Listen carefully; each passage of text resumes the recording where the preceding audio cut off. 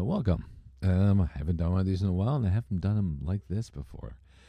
So this is an overview review of my recent acquisition, a MOOV, M-O-O-V, travel guitar.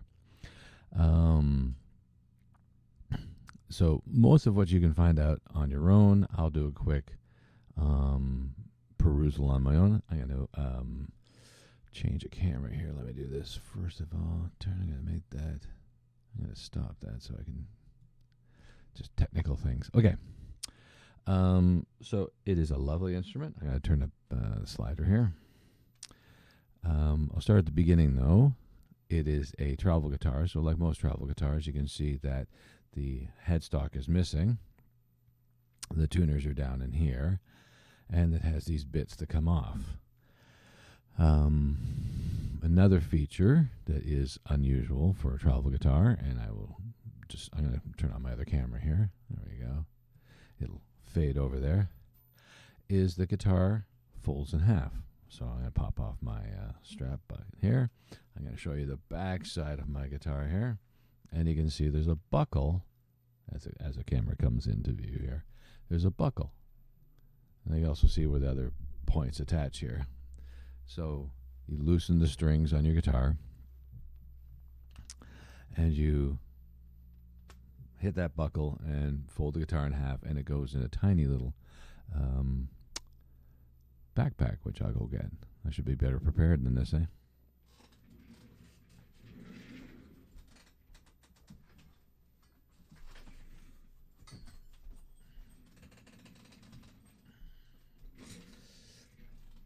And it goes on a backpack that size. Folds in half, parts come off. It's a bit of a tight fit, but it totally works. So, what would you want to know beyond that? All right. So, and if you can count, you can see that I've been able to get this guitar in 7 strings. 7-string folding travel guitar. I've done one non-plane trip with this guitar. I took it on a fishing trip into northern Manitoba. Mostly I didn't really have to fold it to do that, but I just wanted to see how it would work. And I folded it, brought it up there. The strings were fine; they didn't bend. I mean, you gotta actually look at it and pull them off to the side, not bend them inside or whatever. But you guys all have brains, so you'll be able to figure that one out. Put it together, tuned it up. I did learn I need to let it sit a bit. It's kind of like building a guitar from scratch, so you can't just like tune it up and start playing right away. And it sounds great.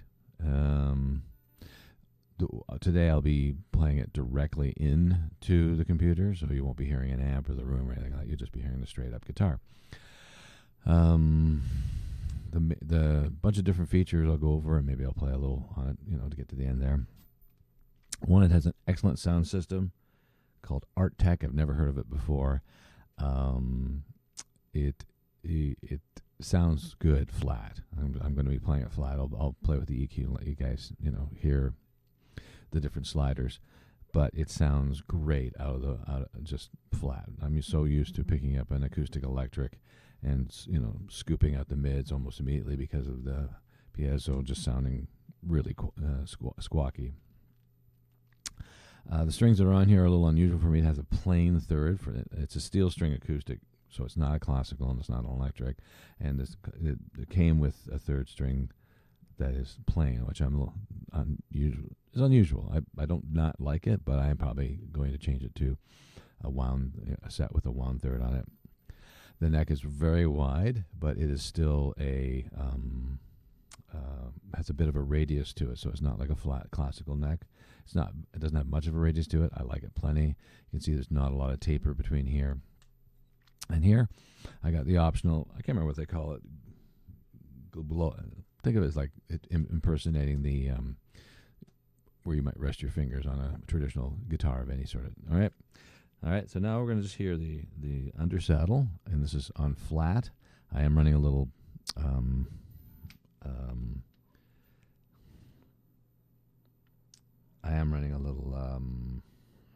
what's the word I'm looking for? Reverb for ambience. But this is what it sounds like.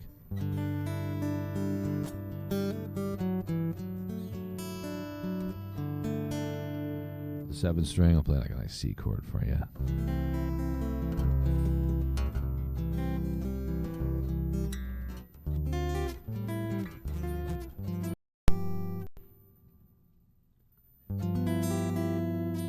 I think I need a new sound card to cutting out loud on me like that. And that's a flat setting. I have not moved any of the EQs. Inside the chamber, there's a bit of just a microphone to catch body sounds, so you can hear. I'll turn off my mic.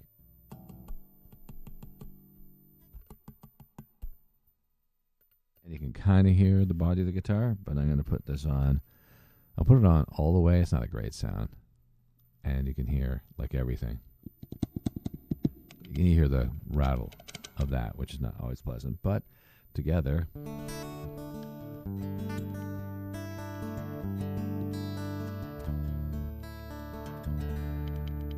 But you can hear that rattle from that. I'm going to bracket off too, and you can change that tone. I've got it set to sort of favor the low end, and I'm going to put it on the high end. And that's kind of a nice sound, right?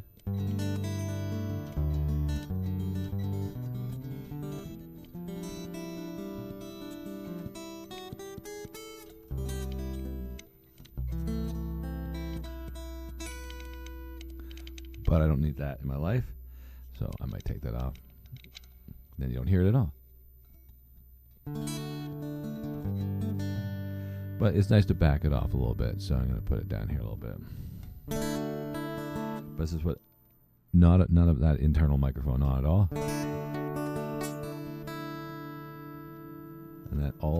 And then it's like a 50-50 mix between the two of them. This is what the internal mic sounds like by itself, because you're not really getting a lot of string action. I'll turn off my mic so you know that it's not coming through the mic.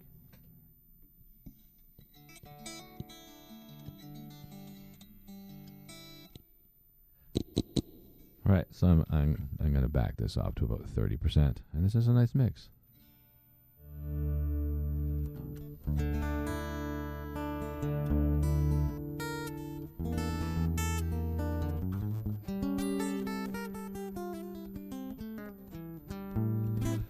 Hear it that way. Okay. Then we'll, I'm just going to put that back on just for comfort's sake. I'm going to swap out the middle a little bit. So I'm going to take the mid frequency on there out a little bit. This is a full up. Nobody likes that.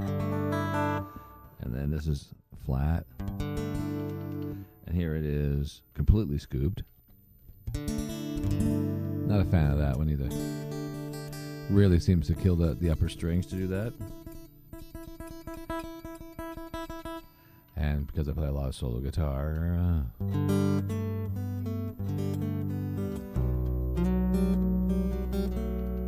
I really want to hear the treble. So that's the mid's scooped out. So I leave that flat. And if I'm getting too much chippiness, I'm gonna put it all the way up. It's not a great sound either. Not a horrible sound if you really like that kind of sound. As you can imagine, that if you do any movement on the guitar, it's going to emphasize that for sure.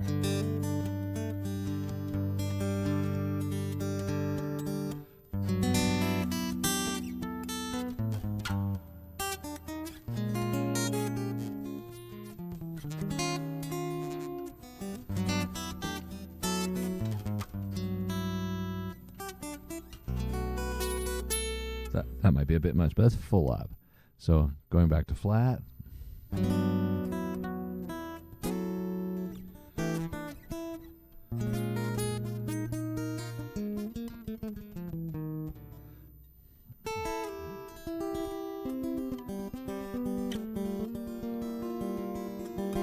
Right, so that's a pretty good sound. So really with this, I think with this 3-band on here, it would be like a minor thing, like, oh, I need a little more treble, so I get a little more treble. Oh, I need a little less treble, I'll do that. But extremes don't really cut the mustard. A little more mid, a little less mid, I'm not moving it much at all. And it's making a lot of difference. So, and then I haven't touched the bottom end. So if I take the bottom end completely out, and then if I put too much in, whew, get ready.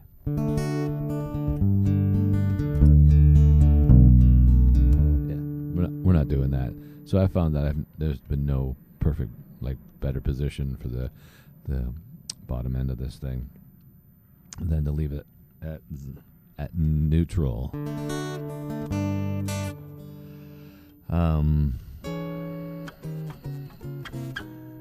The thing is intonated very nicely.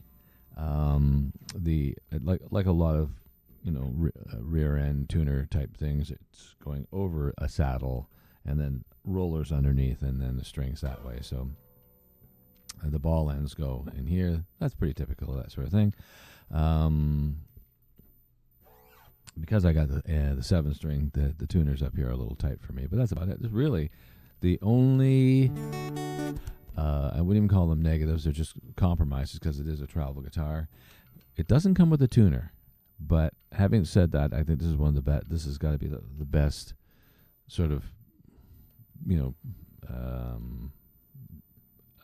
what's the word for built-in system that I've ever had on an acoustic electric guitar, and it's a silent guitar, I guess, essentially, and it's the best system. It's just a great sound where I don't have to do much to it. You're listening to it flat. I don't have any EQ on here. I just have a little bit of reverb. And I would like to know why that's cutting out, but I think it's my crusty old sound card. I probably need a new one. It's an external one that it's a Steinberger that I have a much better one. I have a Tascam 16 by 8, so it's a 16 channel. But OBS, which is what I use to switch cameras, doesn't recognize it. So I have this little Steinberger, but I think it's cutting in and out on me here. I'm gonna maybe try a different USB port next time. What else would anybody want to know about this thing? It doesn't come with a tuner. So all I've done, and you can probably see it, I'll again take everybody's time up and show over here. You can see it here on the camera 1, but as I switch over to camera 2 here, you can see that I've just taken a D'Addario clip-on tuner that you would put on your headstock. Yeah, maybe I should change the rate time on those fades. They're good-looking fades when I'm playing, but they're kind of anyway. So you can see I've got that on there. The one you put on your headstock, I put it on the bar here, and it picks up great. And then of course, if you have an inline tuner or one built into your effects pedal. That's also very accurate that way. And then the getting used to. So I don't know why. So I'm just gonna change my to 200 milliseconds. There you go. That way I'm gonna change cameras again. There you go. Nice fast one. There you go. So the only other sort of, and this is more of a compromise, not a negative thing, because it is a travel guitar, is these little adjustments. Now these ones here that represent the lower bout of the guitar, where you put your arm over here or you rest on your leg or whatever, and over here that might go against, if you're playing this way, go against your leg this way. Those are immutable. They go on, they stay on, there's no adjustments. But the ones that represent the upper horn and the lower rest, they are adjustable. So I'm gonna hit the mic first. Okay, so then you can see. So you have a couple of options. You have a couple of options. One is the way I have it here at an angle, and then you have two. I've actually experimenting. I sort of drilled out another hole here. There's only supposed to be 2 that you can do, but I was trying to find the perfect place to put this upper horn. I found it up high. It was cutting into my sternum here too much, so I wanted to be able to get a little bit lower. Anyway, so you have a series of, and I'll just pop these off. These screw in, and you have 2 options. Quickly, I'll do it. I won't change from the options I'm using, but 2 options.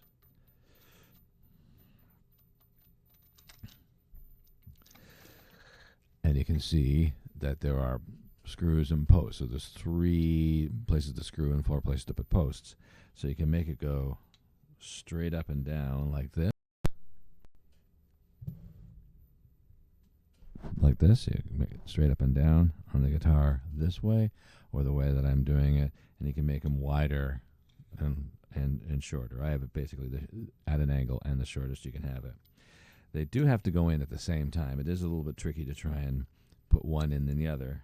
I just got off a call with the luthier that made these and designed these, and he seemed to be able to jam them in, but I haven't been able to. So, and they're very robust, both screws and the inserted sort of nut countersunk thing. So I wouldn't test the principle, but getting them in without stripping is pretty easy. Like, anyways, so then in this case, all right, enough of that. But it goes together. You kind of have to put them in as twins like that, in one shot like that, and that's part of the assembly part. But you can see you can make this one go one higher if you wanted to, and then I wanted to see what it was like straight and higher versus lower. I basically set it on the lower position so that it's not poking into my sternum. And this one I have on the, I'm going to say, second lowest position, and that just seems to work fine for me for the most part. All right, let's go to another camera. There you go. And so what you're trying to find is the perfect place for it to sit where you feel comfortable. So the guy who designed this guitar is a classical guitar player, flamenco player as well. And so he was essentially thinking of this style of playing. I'm going to change my foot on the footrest. I can take my strap off, and it sits perfectly fine. You can see it's balanced right there. I'm balanced right there on my leg, and the butt end is right here. My arm sits, the lower bout is against my leg here. You can't really see it. Maybe you can see it on the other camera. There you go. So you can see how it's against my leg there. You can see how that's against my leg there. So those 3 contact points, my arm on top here, very, very comfortable. And if you're at all comfortable playing some version of this style, classical style, if you want to go that way, it works great. I do find when I want to play the more conventional way, putting it here, that it does work, but it wants to swing away a little bit, and I can tilt it this way. I kind of like the guitar flat, like perpendicular to the floor, parallel to me. So I can even sort of deal with the guitar this way, but then it starts going away from me and getting out of hand.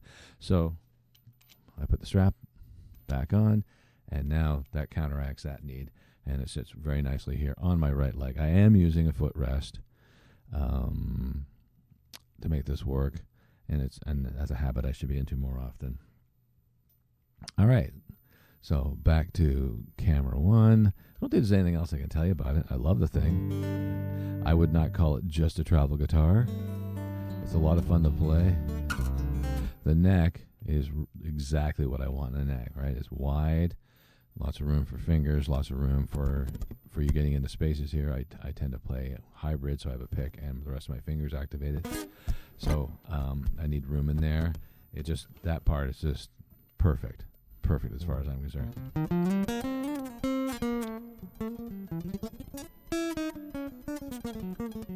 I just had a massage, and it's my first time playing today, so. And then it takes effects and all that stuff. I don't really like a lot of effects on an acoustic guitar. The only effect that I like, because I play so much solo guitar, is my little OC5 that can put the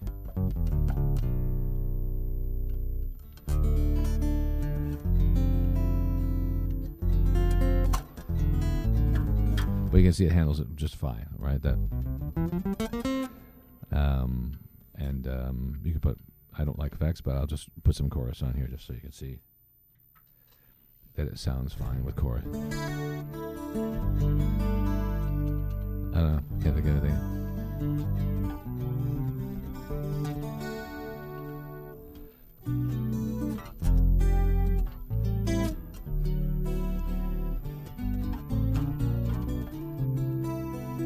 Not a fan of that for. Not really a fan of that. Anyways, so whether you're seeing this video on my website or whether you're seeing this video on YouTube, drop a comment. You know.